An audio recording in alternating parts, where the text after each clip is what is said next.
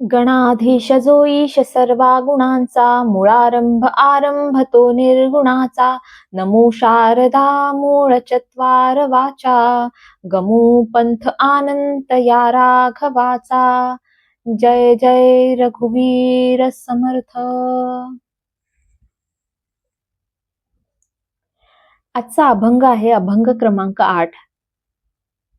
पुढे गेले त्याचा शोधित मार्ग, चला जाऊ माग घेत आम्ही. वंदू चरण रज सेवू उष्टावळी, पूर्वकर्मा होळी करूनिया. अमुप हे गाठी बांधू भांडवल, अनाथा विठ्ठल आम्हा जोगा. अवघे होती लाभ एका या चिंतने, नाम संकीर्तने गोविंदाच्या. जन्म मरणाच्या कुंटतील खेपा, होईल हा सोपा सिद्ध पंथ. तू का म्हणे घालू जीवपणाची रा, जाऊ त्या माहेरा निजाची या. जाऊ त्या माहेरा निजाची या, जाऊ त्या माहेरा निजाची या.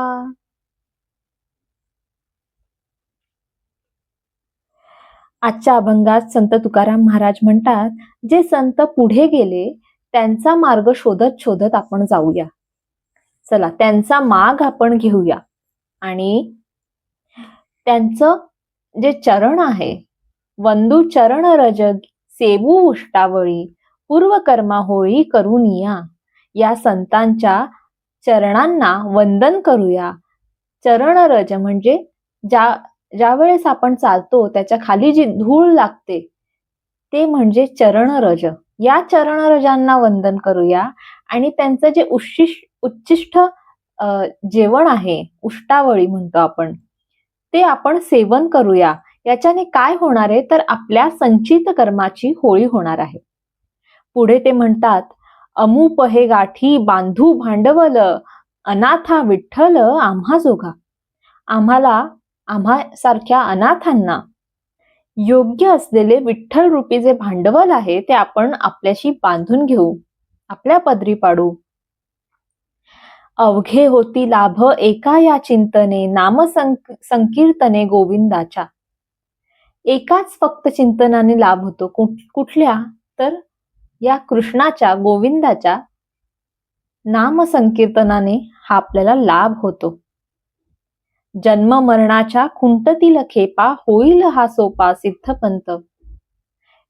केवळ आणि केवळ नामाने आपण तरुण जाऊ, आपल्या जन्म मरणाच्या खेपा संपतील आणि हा जो मार्ग आहे भक्तीचा, नामाचा, तोच खरा सिद्धपंथ होऊन जाईल. तुका म्हणे घालू जीवपणाची रा, जाऊ त्या माहेरा निजाची या. तुकाराम महाराज इथे म्हणतायत की आपण याच मार्गाने जाऊ आणि आपला जीवपणा जो आहे तो नष्ट करूया आणि आपल्या माहेरी जाऊया.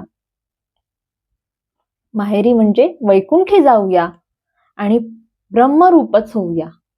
जीव आणि शिव याच्यामधला जो जीवाचा भाग आहे की मी जीव आहे, असा जो हा सूक्ष्म अहंकार आपल्यामध्ये राहतो तो आपण नष्ट करून त्या ब्रह्मरूपाशी एकरूप होऊया. आणि जे खरं आपलं माहेर आहे, निज माहेर आहे, आपलं जे खरं माहेर आहे या मीच, या आत्मतत्वाचं, तिथे आपण परत जाऊया.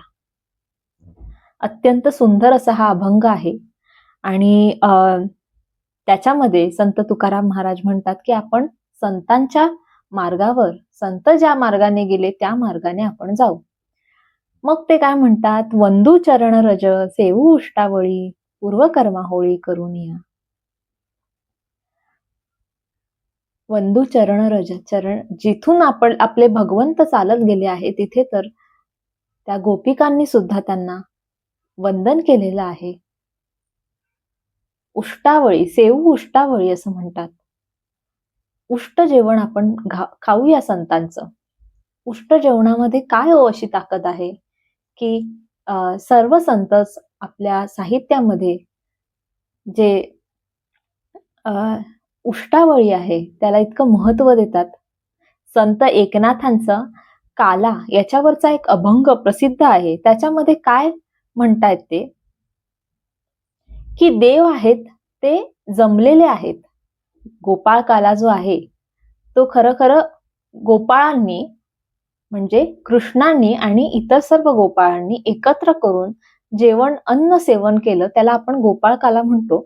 आणि हे जे भाग्य आहे भगवंतासोबत बसून खाण्याचं, त्यांचं उष्ट खाण्याचं भाग्य आहे, त्या सर्व गोपाळांना लाभलं. आणि त्यावेळेस हे देव वरून बघतायत की अरे हे किती पुण्यवान आहेत की ह्यांना हे भाग्य लाभलं. तेव्हा आता आम्हा सुद्धा हे जेवण त्याच्यातला थोडा जरी भाग मिळाला ना तर आमचं जीवन धन्य होईल, असं ते विचार करतात.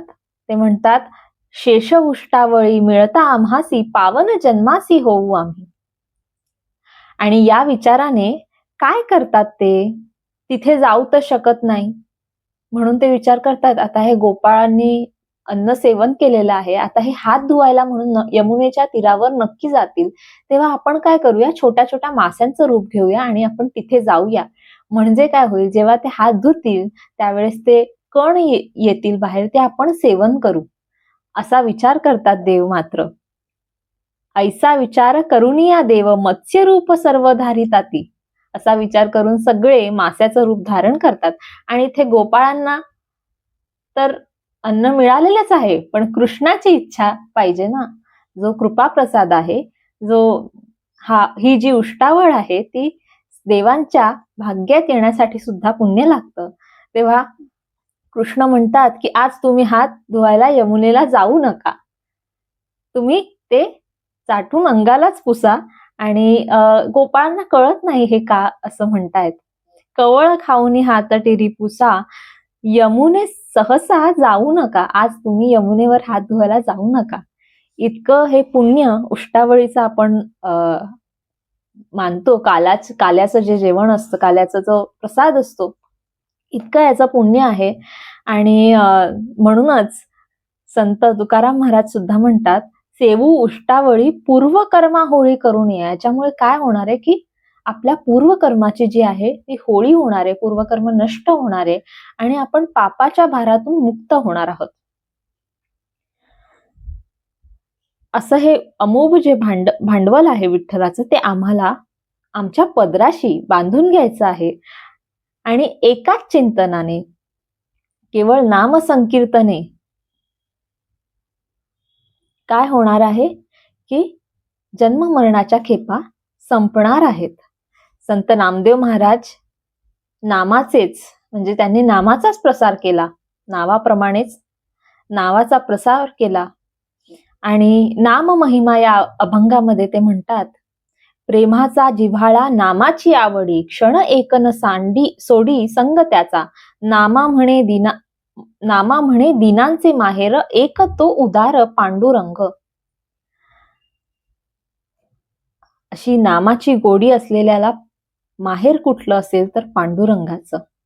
जिथे पांडुरंग तेच त्याचं माहेर होय. अशा प्रकारे संतांनी या अभंगामध्ये काय काय सांगितलं